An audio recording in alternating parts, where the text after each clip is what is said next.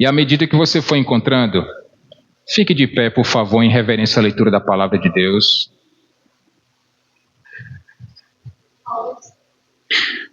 Versículo 9. Meus irmãos, eu vou fazer uma leitura em uma outra versão. Eu vou usar a revista atualizada, mas fiquem tranquilos, no final das contas, vai dar na mesma coisa. Todos encontraram? Salmo 116, verso 9. E o salmista vai dizer: andarei na presença do Senhor na terra dos viventes. Vamos repetir toda a igreja? Andarei na presença do Senhor na terra dos viventes. Senhor nosso Deus, fala aos nossos corações, Pai Santo, nessa noite, para que através da Tua palavra e no poder do Teu Santo Espírito, nós possamos, Pai querido, sair daqui da Tua casa nessa noite reconfortados, reanimados, sabendo, Pai querido, que Tu estás no controle de todas as coisas e que nada foge ao Teu querer, Deus. Por isso te agradecemos, em o nome do Teu Filho amado Jesus. Amém. Podem sentar, meus irmãos. Andar na presença do Senhor, na terra dos viventes.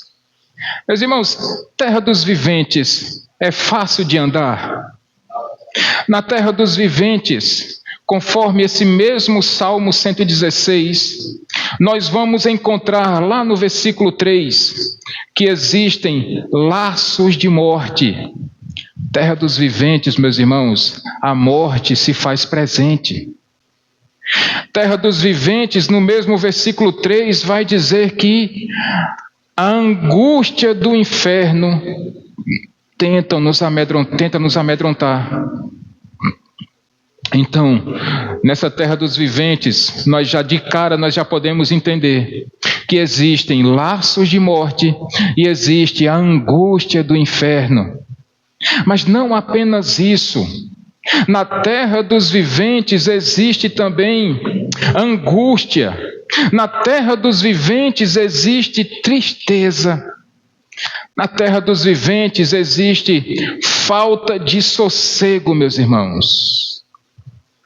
Falta de sossego, e como nós temos vivido com um desassossego em nossos corações, a ponto de muitas vezes a nossa alma ficar profundamente angustiada. Na terra dos viventes também existem lágrimas. Terra dos viventes, meus preciosos irmãos, existe dor. Terra dos viventes existe medo. Na terra dos viventes existe pânico. E quantas pessoas estão vivendo hoje com síndrome do pânico, com medo de sair de casa, com medo de enfrentar uma realidade que fique para além das portas da sua casa ou do seu apartamento. Na terra dos viventes, nós encontramos ansiedade. Na terra dos viventes encontramos inclusive depressão. Na terra dos viventes nós encontramos tantas coisas ruins. E dentre tantas situações que nós poderíamos descrever nessa noite, eu vou trazer nessa noite 4 situações, em 4 textos diferentes. A gente vai percorrer outros textos nessa noite. Embora eu não vá fazer leitura completa desses textos, mas eu vou fazer um resumo e peço que, à medida que nós formos mudando os textos, vocês acompanhem também. Amém, gente? Amém. Então, a primeira situação que nós enfrentamos na terra dos viventes é cansaço. Abra sua Bíblia, por favor. Primeira carta de Samuel, capítulo 30. Primeiro livro de Samuel, capítulo 30.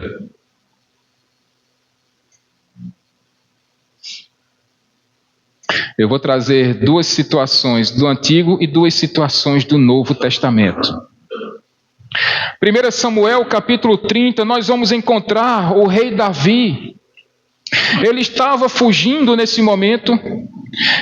E em uma determinada situação ele estava ali servindo ao rei dos filisteus. Mas acontece que outras autoridades, outras lideranças dos filisteus tinham medo de Davi e não queriam que Davi os acompanhasse em suas empreitadas, em suas batalhas. Então o rei filisteu disse a Davi: é melhor que você retorne para casa com os seus 600 soldados, seus 600 homens. E assim aconteceu, meus irmãos. Davi retornou para Ziclag com seus 600 soldados. E quando Davi retorna, ele encontra uma situação de caos, de terra arrasada. Quando ele encontra a aldeia, tudo estava queimado. Então os homens pensaram logo nas suas esposas, nos seus filhos, nas suas criações, e nada estava presente naquele lugar. Os amalequitas haviam tomado por escravos todos os idosos, todas as mulheres, os jovens, as crianças e todas as criações daquele homem, do rei Davi e dos seus homens. Então vocês imaginem a situação. Davi retornando, 3 dias de caminhada, até que eles chegassem em Ziclag. E quando eles chegam lá, Luisiana, e tudo queimado, tudo destruído. O texto aí de 1 Samuel 30 vai dizer que, embora aqueles homens, aqueles soldados, muito acostumados com grandes batalhas, com grandes dificuldades, quando eles viram aquela situação, aqueles homens começaram a chorar, a ponto de perderem as suas forças. Imagina a situação, Flaviano. Você retornando para casa depois de 3 dias de viagem, depois de 3 dias de luta, de batalha, de cansaço, e quando você retorna para o seu apartamento, tudo queimado, e sua esposa e seu filho não estão lá. É um desespero grande, meus irmãos. Esses homens estão chorando, embora fossem muito aprovados em batalhas, eles eram acostumados a lidar com sofrimentos, mas choraram até perderem as suas forças. E uma primeira situação que nós aprendemos aqui nesse texto é que no momento em que eles perceberam que tudo estava destruído, eles procuraram um culpado. E não é assim que nós agimos? O nosso complexo de Adão faz com que nós sempre procuremos um culpado na história, ou não? Nós gostamos, meus irmãos, de responsabilizar alguém ou alguma coisa, para quando as coisas não acontecem do jeito que nós queremos em nossas vidas. E esses 600 homens queriam apedrejar Davi. Aqui já fica também uma orientação do seu pastor. Ei, para de tentar responsabilizar as pessoas pelos seus problemas. Para de tentar achar um culpado para as coisas que não acontecem do jeito que você queria na sua vida. Para de tentar sempre colocar um fardo, um peso, quando as coisas não funcionam da forma que você planejou. Não tenta responsabilizar os outros não, porque você vai estar criando um outro problema. Então, filhos, não põe a culpa nos teus pais pelas coisas que não aconteceram na vida de vocês. Esposas, não fica colocando tanto peso sobre os ombros dos seus esposos. E maridos, não tentem sempre responsabilizar as suas esposas quando aquilo que você queria que acontecesse em casa não acontece. Para de tentar responsabilizar e de terceirizar a culpa e a responsabilidade. Aqueles homens fizeram isso com Davi. E o texto vai dizer que Davi ficou profundamente angustiado. Não é para menos. 600 homens tentando apedrejar Davi. Ele também chorando porque a própria família de Davi também tinha sido levada. A dor que esses homens sentiam era a mesma dor, Luciana, que Davi também sentia. Mas Davi fez o que eu e você precisamos fazer todas as vezes que acontece um problema em nossa vida. Versículo 6 vai dizer que Davi se reanimou, Davi se fortaleceu, sabe em quem? No Senhor. Ele buscou essa força, ele buscou esse ânimo, ele buscou essa restauração da sua alegria no Senhor. Ele chamou o sacerdote Abiatar e disse: traz lá, traz todos os equipamentos, traz a tua indumentária e vamos consultar o Senhor para saber qual é a vontade dele para a nossa vida. E foi exatamente isso que aconteceu.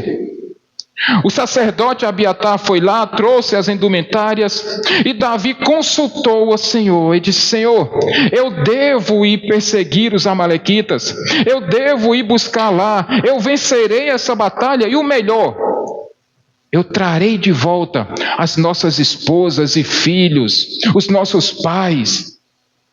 E Deus disse: vai, Davi, porque eu darei essa vitória a você, e você trará de volta tudo aquilo que foi roubado de vocês.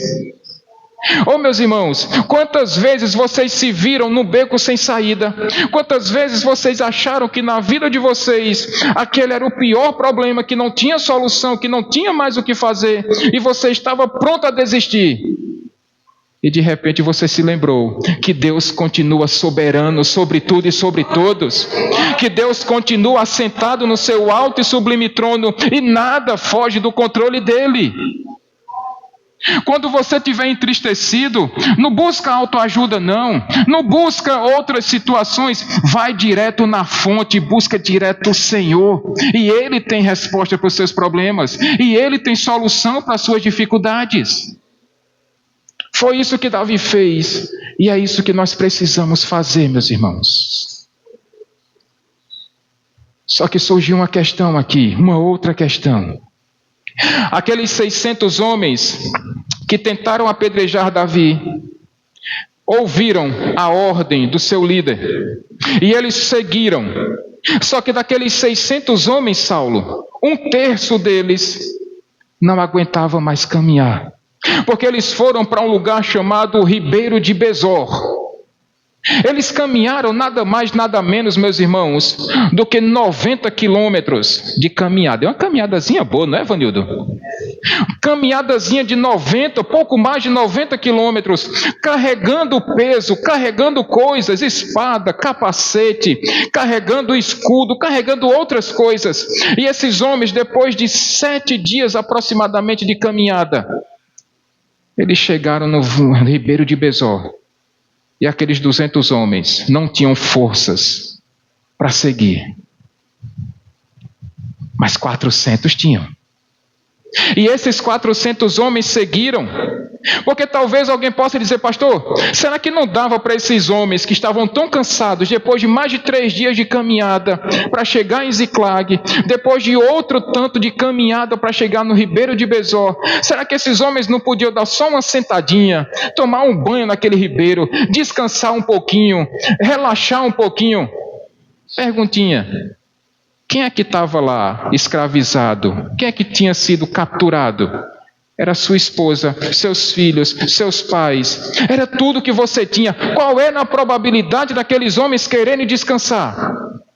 Descansar como, meus irmãos? Sabendo que a sua vida estava toda destruída e que você poderia, porque Deus tinha prometido isso, e você ia ficar de braços cruzados? Eles seguiram. 200 ficaram tomando conta da bagagem, mas 400 seguiram. E diz o texto que eles andaram outros tantos dias ainda, encontraram um egípcio que estava no meio do caminho, e ele disse que os amalequitas tinham levado aquelas pessoas. E quando Davi encontrou aqueles amalequitas junto com seus 400 soldados, eles enfrentaram, depois de tanto cansaço, Vanildo, eles enfrentaram os amalequitas desde o comecinho do dia, desde o amanhecer até o final da tarde. E diz o texto que Deus deu a Davi a vitória, e ele matou aquelas pessoas, e ele tomou de volta as esposas, os filhos, os familiares, todos eles foram resgatados por Davi e seus homens. Deus deu a vitória para eles. E aí agora, se Davi tinha ido trazer de volta a sua família, assim como os soldados. Agora eles estão trazendo também despojos de guerra, animais, tesouros. E existe algo aqui também muito marcante, meus irmãos, porque do versículo 21 em diante, você vai encontrar que aqueles 400 homens, ao chegarem lá no ribeiro de Besor com os familiares, eles olham para aqueles 200 que ficaram lá e disseram: vocês não receberão nada dos tesouros que nós conquistamos lá. Vocês já pararam para pensar, meus irmãos, que isso aparentemente parecia justo? Mas como?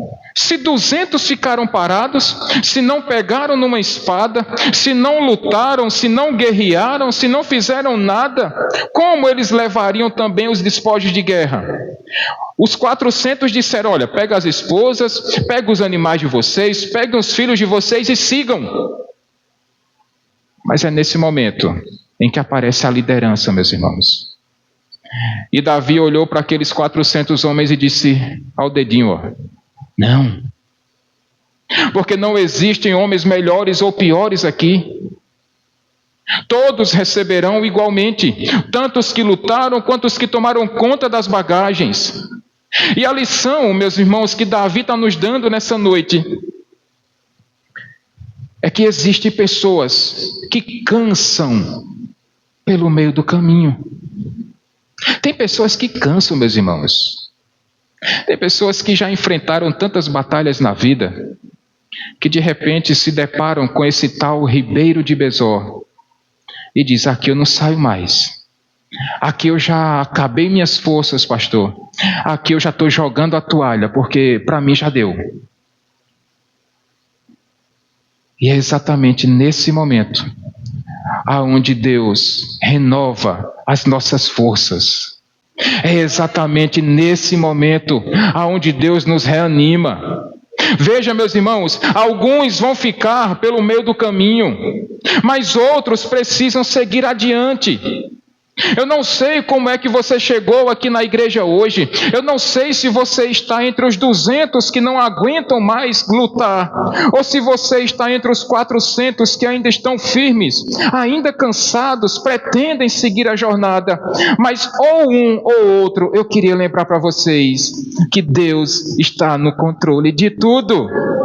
E que esse mesmo Deus que fortaleceu e animou Davi, foi o mesmo Deus que animou aqueles 200 homens, e é o mesmo Deus que está reanimando a minha e a sua vida nessa noite.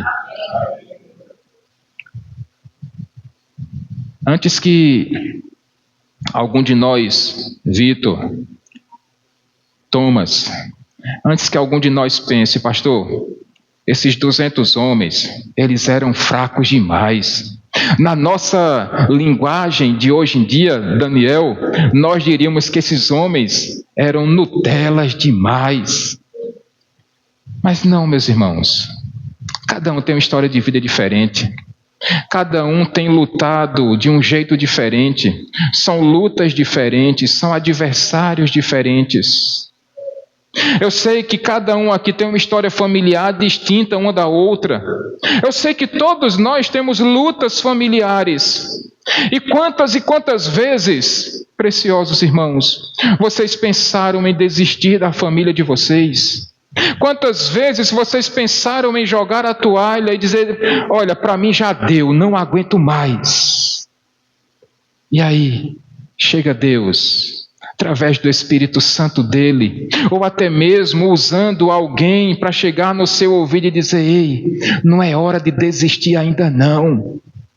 Anda mais um pouquinho, persevera mais um pouquinho, busca mais o Senhor, consagra mais a tua família, e não acha que a tua família está acabada, porque só quem pode dar esse ponto final é Deus. Glória a Deus. Às vezes são filhos desviados, são amigos da família, ou às vezes são irmãos na fé mesmo. Pode ser irmãos de sangue, Pode ser colega de trabalho, que você fala, você prega, você anuncia, você insiste, você convida, mas as pessoas estão resistentes, as pessoas estão fechadas em si mesmo. E Deus está dizendo: ei, busca força em mim, busca o renovo da sua alegria em mim. Não está na hora de jogar a toalha, não. Olha aqui para a igreja, olha a sua vida espiritual. Quantas vezes você, meu irmão, minha irmã, que já serviu na igreja, talvez que tenha vindo de outras denominações e que trabalhou muito nas outras igrejas por onde você andou, e chegou aqui e disse: pastor, o Ribeiro de Bezó para mim é aqui. Aqui eu vou me sentar, daqui eu não saio, daqui ninguém me tira, mas eu não tenho mais forças. Eu esgotei todas as minhas forças, eu não resisto mais. E Deus está dizendo para você nessa noite: está cansado? Sobrecarregado? Senhor Jesus deixou essa palavra para você nessa noite, para que você se fortaleça nele. O Senhor Jesus disse para os seus discípulos, e somos nós, discípulos de Cristo, ele disse: vinde a mim todos vocês que estão cansados e sobrecarregados, e eu lhes darei o quê? Descanso. Ei, você está cansado? Mesmo na casa de Deus, a sua vida espiritual está esgotada, e Jesus está dizendo: ó, vem para mim, vem, não desiste não, não joga a toalha não, vem a mim, você que está cansado e sobrecarregado nessa noite, e eu vou dar descanso a vocês. Não esmorece, não chegou o momento de esmorecer ainda, meus irmãos, amém? Não chegou o momento de esmorecer. Está na hora de nos reanimarmos no Senhor. Está na hora de nos fortalecermos nele. Talvez você tenha chegado aqui nessa noite, encontrou a igreja bem geladinha, as cadeiras organizadas, o som, a equipe de louvor testando os equipamentos, tudo funcionando direitinho. E quando você chegou aqui, foi só para louvar a Deus e para ser alimentado e fortalecido na palavra dele hoje. Mas saiba que antes disso tudo acontecer, teve irmã Cleide, que essa semana veio fazer limpeza na igreja e deixou tudo organizado. Teve o diácono Marinho, que veio ligar as máquinas de ar-condicionado. A decoração foi retirada, Cícera? Mas semana passada, Cícera e diácono Davidson vieram preparar a decoração aqui. Coisa mais linda do mundo, para que quando você chegasse aqui, tudo estivesse pronto. Tem pessoas que estão colocando as duas mãos no arado, e muitas vezes adoentadas, cansadas, mas dizem: eu vou me fortalecer no Senhor, e eu vou servir a Deus mesmo com o meu cansaço, porque a alegria do Senhor é que me fortalece. Então, cansados, o Senhor Jesus está dizendo para você nessa noite: venham a mim todos vocês que estão nessa situação, porque eu vou dar descanso a vocês. Mas há uma outra situação, meus irmãos. Uns estão cansados, mas outros estão com dificuldades por causa das suas limitações. Abra sua Bíblia, por favor. Primeiro livro dos Reis, capítulo 14. Quem é a Elisângela que está aí? Carol, coloca aí, por favor, Carol. Primeiro livro dos Reis, capítulo 14. Eu vou fazer também um breve resumo para vocês. Todos encontraram? O texto diz, meus irmãos, que após a morte de Salomão, eu estou só contextualizando, após a morte de Salomão, o reino de Israel, que era unificado, foi separado em dois. O reino do norte ficou com 10 tribos, e quem governava sobre ele era Jeroboão, e o reino do sul ficou com 2 tribos, tribo de Judá e a tribo de Benjamim, e quem governava sobre ela era Roboão, o filho de Salomão. Mas acontece que no reino do norte, o filho de Jeroboão, chamado Abias, adoeceu, o filho mais velho dele. E Jeroboão olhou para sua esposa e disse: esposa de Roboão, eu preciso que você vá a Siló e você procure um sacerdote chamado Aías. Esse sacerdote foi quem me disse que eu seria o governante sobre o reino do norte. E você vai pedir orientações a ele. Mas tem um detalhe aqui, esposa de Jeroboão. Você vai trocar suas roupas, você vai fingir que é uma mulher comum como todas as outras. Você vai levar para ele 10 pães, alguns bolos e uma garrafa de mel. É uma oferta para o profeta. Você vai lá procurar esse profeta Aías. E assim aconteceu. Interessante, meus irmãos, que quando essa mulher de Jeroboão chega à casa do profeta Aías, Deus já havia falado ao coração do profeta que uma mulher, esposa de Jeroboão, ia visitar aquela casa e que o profeta Aías precisava dar mais notícias para ela.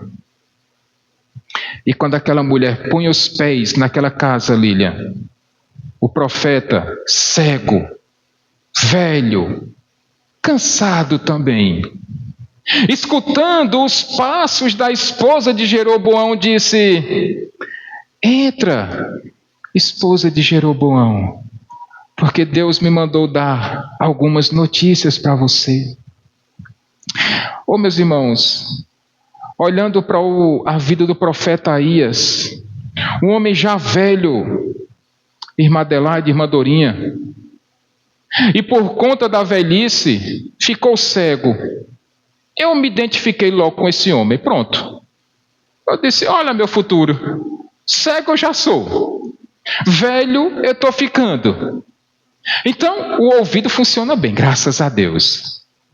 Mas vai chegar algum momento, e como de vez em quando acontece, que Deus vai me mandar dizer algumas coisas para vocês. Alguns momentos serão coisas boas, outras nem tanto, Cleide. Mas acontece, meus irmãos, que a limitação do profeta não impediu de que ele continuasse servindo a Deus. E eu preciso fazer a pergunta nessa noite: quais são suas limitações? O que é que tem impedido você de servir a Deus? É a velhice? Porque o profeta era velho. São limitações físicas? Porque o profeta era cego, mas ainda assim ele continuava servindo a Deus. Quais são as suas limitações? Preparando essa mensagem, eu me lembrei de quando eu estava numa missão lá no interior de Sobrado. E tinha muitas pessoas que não sabiam ler e escrever. E nós levamos para aquelas pessoas CDs gravados com o Antigo e o Novo Testamento falado, Daniel. E aí eu pensei, pronto, agora as pessoas vão ter acesso às Escrituras Sagradas. Mas sabe o que eu escutei? Pastor, na época não era nem pastores. Irmão, você nos deu agora o CD, mas nos dê agora também o DVD, o aparelho para a gente tocar. Eu digo: Jesus. A Elisângela vai se lembrar disso, porque ela ia comigo também para lá. Nós fazíamos a leitura do Evangelho todas as vezes que nós íamos para lá. Nós cantávamos louvores, nós ensinávamos isso às crianças, Elza. Mas os adultos sempre colocavam dificuldades, sempre apresentavam as suas limitações, sempre diziam: isso é muito difícil, isso não dá para fazer, isso não é legal, assim, assado. E as desculpas para servir a Deus iam se acumulando, meus irmãos. Qual é a sua desculpa? Pastor, eu trabalho tanto, não tem tempo para Deus não. Pastor, a idade não me permite mais. E eu vejo aqui, irmã Adelaide, no alto da sua idade, da sua maturidade, dizendo: pastor, eu faço questão de fazer limpeza também na igreja. Eu vejo irmã Dorinha todos os cultos trazendo a sua garrafa de café. Eu nunca vi uma reclamação da parte dela, muito pelo contrário. Eu sempre escuto a nossa irmã querida dizendo: pastor, a minha alegria é poder servir aos meus irmãos trazendo o cafezinho que todos gostam. Qual é a sua limitação? Thomas estava aqui fazendo leitura de um capítulo do livro de Provérbios, domingo passado. Seu pastor é cego e está pregando. Qual é a sua desculpa nessa noite para não servir a Deus? Qual é a limitação que você tem imposto sobre a sua vida? Porque todas as suas limitações são nada para Deus. Todas as suas limitações não impedem de que você possa adorar a Deus. Nós vimos lá, há 2 semanas atrás, aquela irmã Eudes lá, com 81 anos. Bastou Diego começar a tocar violão e ela começou a louvar a Deus. Meus irmãos, e ela estava sentada numa cadeira, mas mesmo sentada, mesmo com a idade avançada, ela disse: pastor, a minha alegria é louvar ao meu Deus.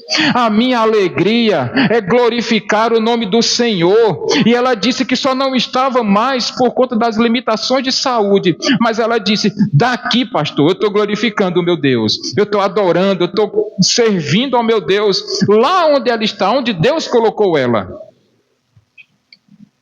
Qual é a sua limitação, meu irmão, minha irmã, para você servir a Deus?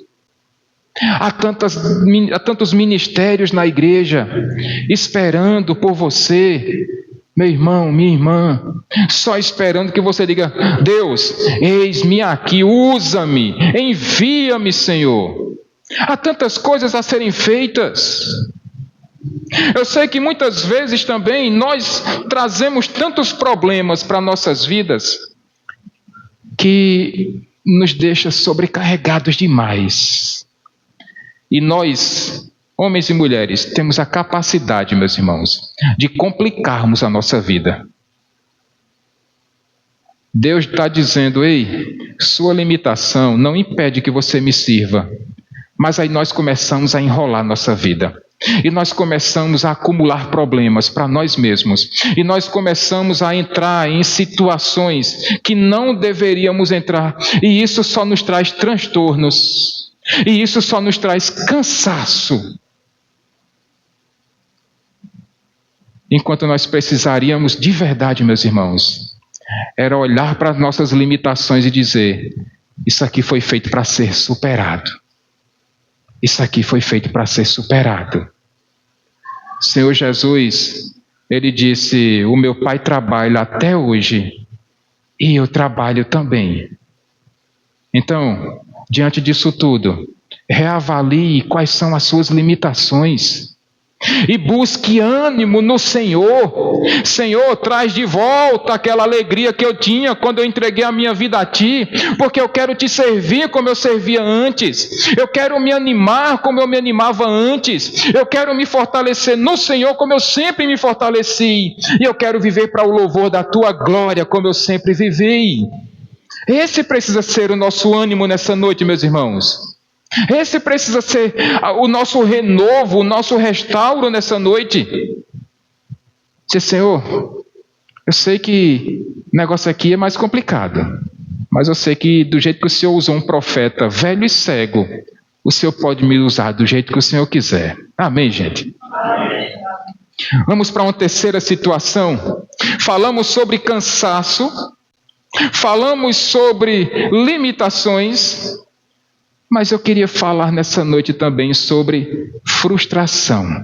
Na terra dos viventes, nós também encontramos e vivemos muitas frustrações. Adiante aí sua Bíblia, vá para Lucas capítulo 24, dos versículos 13 até o 35. Uma passagem que nós conhecemos muito bem. O texto fala de um domingo de Páscoa, aonde o Senhor Jesus havia ressuscitado, depois de 3 dias que ele havia sido crucificado, que ele havia entregado a vida dele, para que eu e você ganhássemos a vida eterna por meio da graça dele. E de repente, 2 homens que estavam indo no caminho para uma certa aldeia chamada Emaús, a 11 quilômetros de Jerusalém. E aqueles 2 homens estavam caminhando, meus irmãos. Aqueles 2 homens conversando, frustrados, porque Jesus prometera que no 3º dia ressuscitaria. Mas eles não tinham visto. Por outro lado, eles esperavam que o Messias, assim como ainda hoje os judeus ortodoxos esperam, eles esperavam um Messias que fosse político, um Messias que fosse restaurar a predominância de Israel, um Messias que fosse guerreiro como Davi era. E quando chega Jesus, não montado em um grande cavalo branco, mas montado numa jumentinha, quando eles esperavam um Jesus, um Messias político, chega Jesus humilde, dizendo que a glória era de Deus. Aqueles homens se frustraram.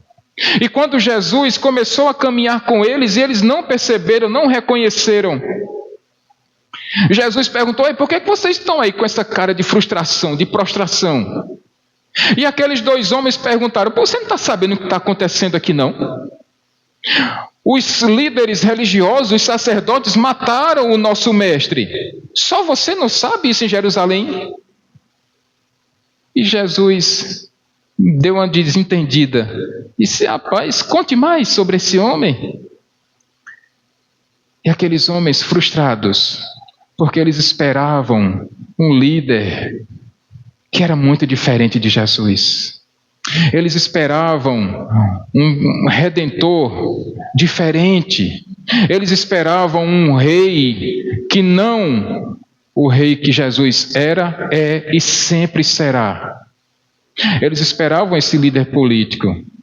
E eles disseram a Jesus: rapaz, só você não sabe. Só você não está entendendo nada. E eu queria fazer uma aplicação para nossas vidas hoje. Quantas vezes, meus irmãos, nós também nos frustramos com os nossos líderes políticos? Aquele que disse que todos nós comeríamos picanha todos os dias, Flaviano. Aquele que disse que quem rouba um celular é para tomar cerveja. E algumas pessoas se frustraram porque, se por um lado, que tinha por sobrenome Messias, não resolveu os nossos problemas, um outro que se diz Pai dos pobres, também não resolveu, a ponto de agora nós estarmos enfrentando de novo uma série de notícias de corrupção, assédios sobre mulheres no governo, e talvez o mais marcante de todo esse tempo, idosos que estão tendo as suas aposentadorias dilapidadas, roubadas, furtadas por pessoas mal intencionadas. E talvez alguém diga: pastor, o senhor não se frustra com isso não? Eu aprendi a depositar a minha confiança não em homens, mas em Deus. Eu aprendi a colocar todas as minhas esperanças não em seres humanos, mas no Senhor dos Senhores. E todas as vezes, meus queridos, que nós colocamos todas as nossas esperanças e emoções em líderes humanos, nós também nos frustraremos. Mas aí aconteceu algo diferente nisso. Jesus olha para aqueles homens e diz: oh, meus queridos, como vocês são difíceis de entender as coisas. E caminhando com aqueles homens, Jesus chega a um certo ponto e eles resolvem parar. E Jesus pergunta, ou melhor, eles oferecem pão a Jesus. E Jesus pega aquele pão e ele ergue aos céus e dá glória a Deus antes de comer. Deixa eu fazer uma perguntinha aqui nessa noite. Antes das suas refeições, você sempre agradece a Deus? Ou vez por outra, você esquece? porque está na correria do dia a dia, ou porque você está tão frustrado com as coisas, ou frustrada com as situações, que você esquece até mesmo de agradecer a Deus pelo pão nosso de cada dia. Será que você, quando vai fazer a feira de mês, as compras do mês, e quando chega em casa e coloca tudo na despensa, será que você se lembra de agradecer a Deus? Obrigado por reabastecer a despensa da minha casa, por garantir que não vai nos faltar alimentos para mim e para minha família? Porque isso é um privilégio de Deus, isso é uma bênção, meus irmãos. Ter a despensa cheia é uma bênção.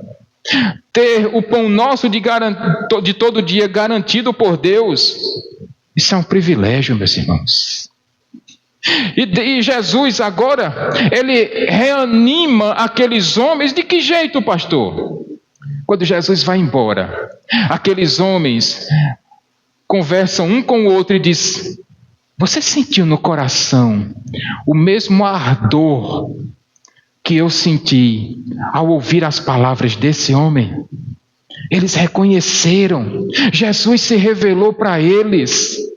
Meus irmãos, enquanto nós continuarmos depositando toda a nossa confiança em homens, nós continuaremos frustrados. Mas a partir do momento que eu e você depositarmos a nossa esperança, a nossa confiança, a nossa família, a nossa vida, o nosso trabalho a Jesus Cristo, Ele restaurará a nossa alegria, Ele restaurará as nossas forças, Ele restaurará o nosso ânimo, o nosso vigor, e isso trará paz para os nossos corações, porque saberemos que Jesus Cristo, Ele não morreu à toa, Ele morreu para perdoar o meu e o seu pecado, e Ele morreu para que eu e você tenhamos vida, e vida em abundância. Amém, meus irmãos? Então, terceiro motivo para que eu e você nos reanimemos no Senhor. Primeiro, você está cansado, Ele vai te prometer te dar descanso. Se você entende que as limitações da sua vida, do seu corpo, impedem que você sirva a Deus, Jesus está dizendo: ei, meu pai trabalha até hoje e eu também, então, mãos no arado. Se você está frustrado com homens, com líderes, Jesus está dizendo: ei,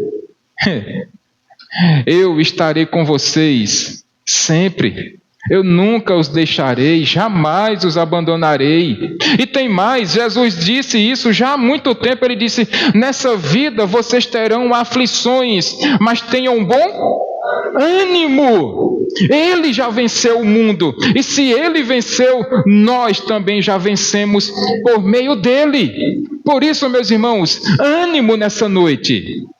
Mesmo diante das dificuldades e das frustrações, ânimo, porque a alegria dele é a nossa força. Mas para finalizar a mensagem dessa noite, uma última situação.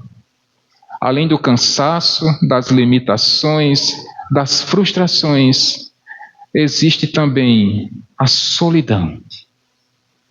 Abra sua Bíblia, segunda carta de Paulo a Timóteo, capítulo 4. Segunda carta de Paulo a Timóteo, capítulo 4, versículo 16. Todos acharam? Eu vou pedir que todos nós leiamos juntos. Vamos lá? 1, 2 e...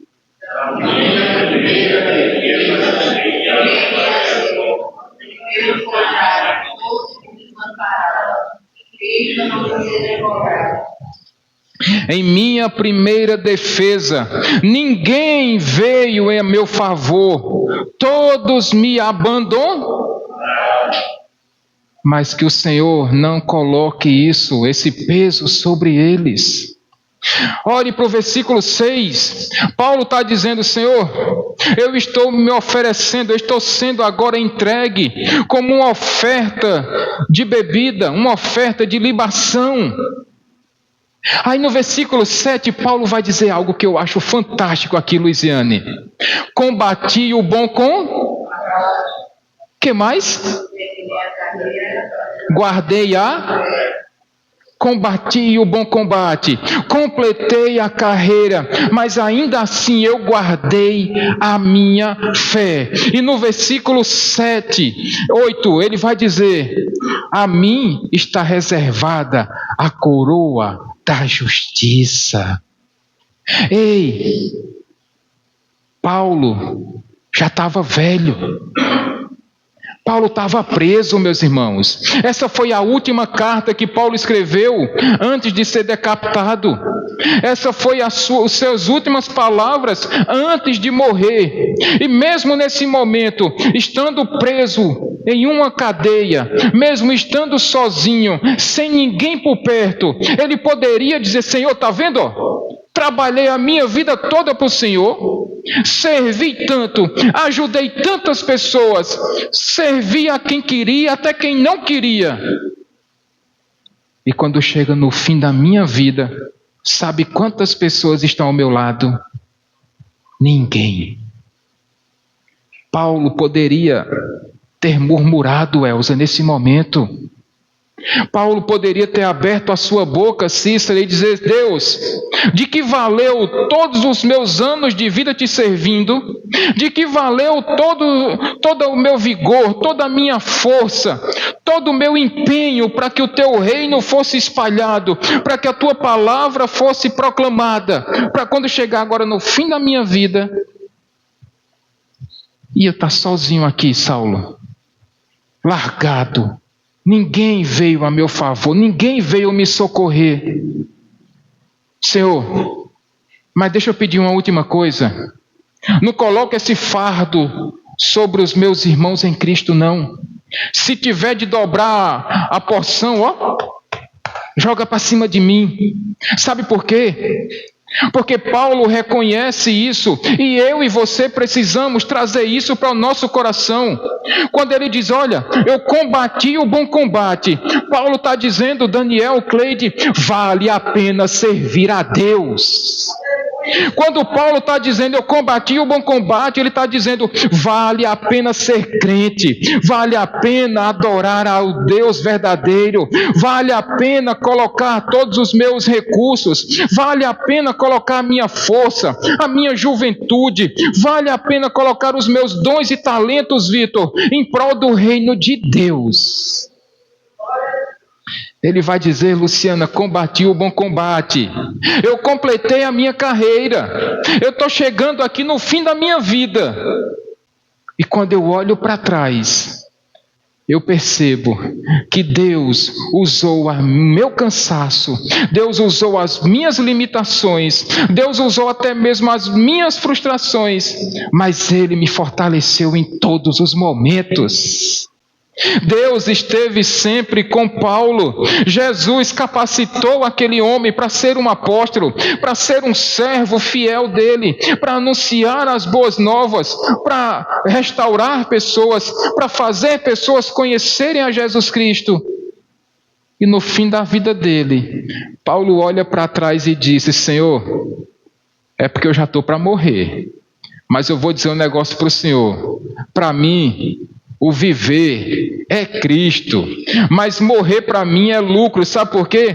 Porque depois que eu completei a carreira, eu estou voltando para os braços do meu Pai. E isso é incomparavelmente melhor. É muito melhor. Combater o bom combate, completar a caminhada, mas acima de tudo guardar a fé, meus irmãos, sabendo que apesar das nossas dificuldades, é Deus quem tem animado a todos aqui. Aquele dia, Cleide, que naqueles dias em que você esteve entubada, aonde Daniel, o seu esposo, o seu filho Diego choravam dizendo: Senhor, dá mais uma oportunidade. Eu acho que ela não completou a carreira ainda não, ela não combateu todo o bom combate ainda não. E acima de tudo ela continua guardando a fé. E Deus reanimou, e Deus fortaleceu, a ponto de você estar de volta na terra dos viventes, servindo a Deus com alegria, com força, muitas vezes até com dores, mas dizendo: Senhor, eu vou completar a minha carreira, eu vou continuar combatendo o bom combate, mesmo com as dores nas costas, Elza, mesmo com o cansaço, o diabetes, vale a pena servir a Deus, vale a pena se reanimar no Senhor e dividir um pouquinho desse ânimo que Deus te deu com aquelas pessoas lá na Vila dos Idosos. Vale a pena, meus irmãos, você abrir mão da sua força, de um pouquinho do seu recurso, para você saciar a fome de pessoas que não têm o que comer. Vale a pena você transmitir um pouquinho do seu ânimo para aquela pessoa que está desanimada, para aquela pessoa que já está a ponto de jogar a toalha. Porque no final das contas, vamos combater esse bom combate, vamos guardar a nossa fé, vamos completar a nossa carreira, vamos receber a coroa da justiça. E se nesse meio tempo o cansaço chegar, mas pastor, eu estou sozinho, Jesus vai dizer: tá não, Elza, tá não, Vanildo, porque as palavras do Senhor Jesus são muito fortes, meus irmãos. Ele vai dizer: eu sempre estarei com vocês, não por um dia, ou por 2, ou por 3, mas eu sempre estarei com vocês todos os dias, pelos séculos dos séculos. Quando você se sentir solitário ou solitária, ou sozinha, ou sozinho, saiba que Jesus prometeu, e Ele não é homem para mentir, Ele prometeu que estará com você todos os dias, pelos séculos dos séculos. Ânimo no Senhor nessa noite. Ânimo, Luiziane. Ânimo, Luciana. Ânimo, Luza. Ânimo, Lilian. Não é hora de esmorecer não, Elisângela, Carol. Não é hora de jogar toalha ainda não. Porque esse Deus que prometeu estar conosco, Ele vai cumprir tudo, até a última palavra.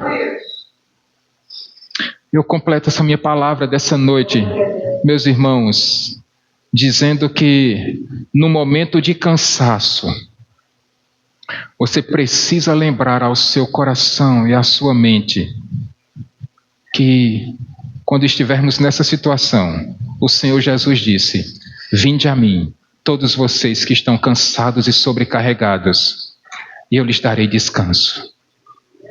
Segunda aplicação dessa noite: quando as suas limitações parecerem que são maiores do que as suas condições, lembre-se das palavras que Deus disse ao apóstolo Paulo, quando ele pediu para que aquele espinho na carne fosse retirado.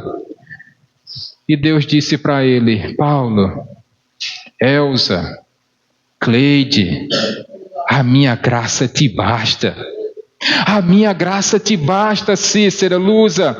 A minha graça te basta, Flaviano, Saulo. A minha graça te basta, ICNV Valentina. Porque nas nossas limitações é a graça de Deus que nos sustenta. Terceira aplicação dessa noite: quando a frustração chegar, quando o abatimento vier, quando as aflições quiserem nos sufocar, o Senhor Jesus Cristo também disse que nessa vida nós teríamos aflições. Mas Ele também nos disse: tenham bom ânimo, porque Ele venceu o mundo. E se Ele venceu, nós também venceremos. E a última aplicação dessa noite, já pode chamar Diego. A última aplicação dessa noite: quando bater aqueles momentos de solidão, quando você achar que todos te abandonaram, agora é só você. Jesus prometeu para você, e Ele disse que estará conosco todos os dias, pelos séculos dos séculos. Ânimo, meus irmãos. Vocês têm uma família de sangue, mas eu quero que vocês nunca se esqueçam que vocês têm uma família de fé, que se anima uns aos outros mutuamente, através daquela ligaçãozinha no meio da semana, através daquela chamada de vídeo, através de uma mensagenzinha de WhatsApp, um bom dia, uma boa tarde, uma paz do Senhor Jesus Cristo, um Deus te abençoe, um Deus te ama. Isso anima aquele que está fraco, isso fortalece aquele que está cansado. E acima de tudo, oremos uns pelos outros, para que Deus retire dos nossos corações toda solidão, todo cansaço, toda fadiga e toda frustração.